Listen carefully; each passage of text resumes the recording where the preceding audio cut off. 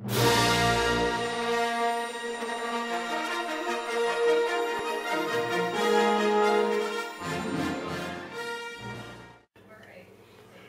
I figured since we're going to experiment with this pig's head terrine that we might as well document the process with the wonders of YouTube. See, we've got a full pig's head here, including peepers and everything. Brains, the whole bit. So I figure it's safest best to give this fellow a little soak to begin with. Get a little bit of the blood out of the system. And leave that for about an hour or so while I go out and get some bit for the mirepoix or court bouillon, whatever you want to call it. Drain that off, put some new cold water in, and get the whole process started. Okay, let there be light. So moving on now, our piggy has been soaking for about an hour, and I've just drained off all the water and pulled our piggies out, given them a rinse, given the pot a scrub, and then refilled it with some fresh water.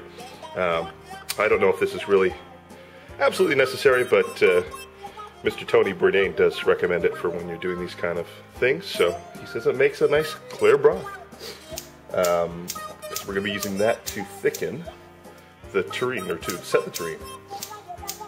Alright, going to get some heat on there and get our mirepoix going. Okay, we've been chopping away like crazy. Got some celery, heap of onions, heap of carrots. Might look like a lot, might look pretty chunky, but you know, this is a 40-quart pot, and that is a big pig's head. It's not one of your little tiny jobs. This is from up northern Ontario, and was a healthy, fatty pig, so you need lots of mirepoix to get those aromatics going. And match that up with a little bit of bay leaf, maybe some cloves and anise, as I love those things with the porky. So, yeah, some stuff to give it some flavor, because it's been cooking for a little while. So the big chunky stuff, that way the aromatics don't blow their wad straight away. All right. Alright, cauldron's moving. We got a little bit of red chilies, we got some clove and anise, like I said. Luckily I had some juniper berries in there, because juniper and pork, that's a lovely, nice thing. So lots of crushed juniper berries, a little bit of dried thyme, bay leaf, a whole sprig of parsley, and of course our mirepoix. So we're going to let that do its job. It's going to take a couple hours. Alright, so here's a little midway update. It's been about 2 hours now, and for those of you with this big giant 40-quart massive pot like me that are trying to get things up from cold, it takes a hell of a long time to get it up to temp, but I think it's cooking away now, so give it a while and then test it for tenderness. We want tender stuff that's going to fall apart real nice. Alright. So it's been about another hour, maybe an hour and a bit, and I'm easily reading 165 and over in different parts of Mr. Piggy here, so time to pull him out. Yeah, so talk about some careful maneuvering and make sure this might be the part where you get two people to help you pull Mr. Piggy out of the stock pot, because damn, that bugger's heavy. So he's out there now. I'm going to jack this puppy up to high and get this reducing, because we want this to reduce heavily so we can maximize the gelatinous qualities of all that rendered fat and goodness in the cheeks and in the jowls and whatnot. So once Piggy cools down a bit, I'm going to leave him sit be for a while.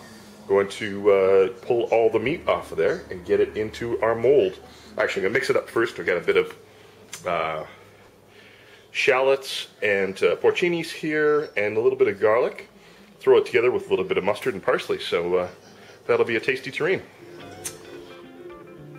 Hey now, so I've been into the wonderful business of carving up this bad Johnny. It's very interesting. I don't know if you can properly see it with the light and all that, but the differentiation between the real white meat in the cheek and that, and then the side of the face and the fat. This is a pretty fatty pig, but you can see like, it's a very close sort of line, but obviously you want a little bit of fatty content with this. But and the other thing that's very surprising, I read this on somebody's blog, was that you got to keep digging, because you find meat in some of the funniest places. Behind the eye, there's some really great looking dark meat in there, and up in the snout there's some stuff near the tips. So you know, just dig around.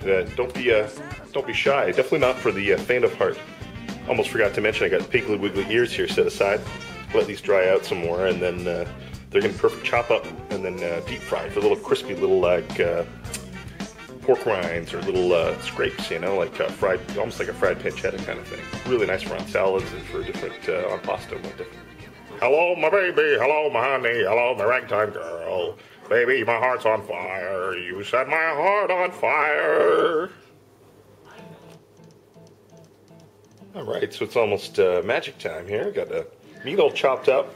fairly roughly. Threw in about a big bunch of parsley, a couple types of mustard. I had a regular Dijon and one with a little bit of maple and honey. And then salt and pepper. I was told to be very liberal with the salt. A little bit of white pepper. I just threw in a little bit of sherry vinegar too for a little bit of acidity. I think I might throw in a touch of lemon juice as well. And then it's time to go into the mold. I'm going to pour in some of the reduced stock over top, put her in the fridge, and see what happens. Wish me luck.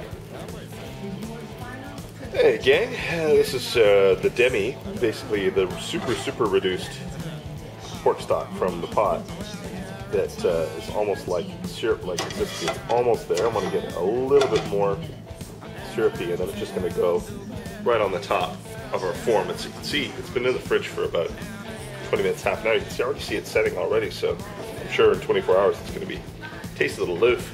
Right on. Da da da da, the great reveal. Well, it was a pretty successful project.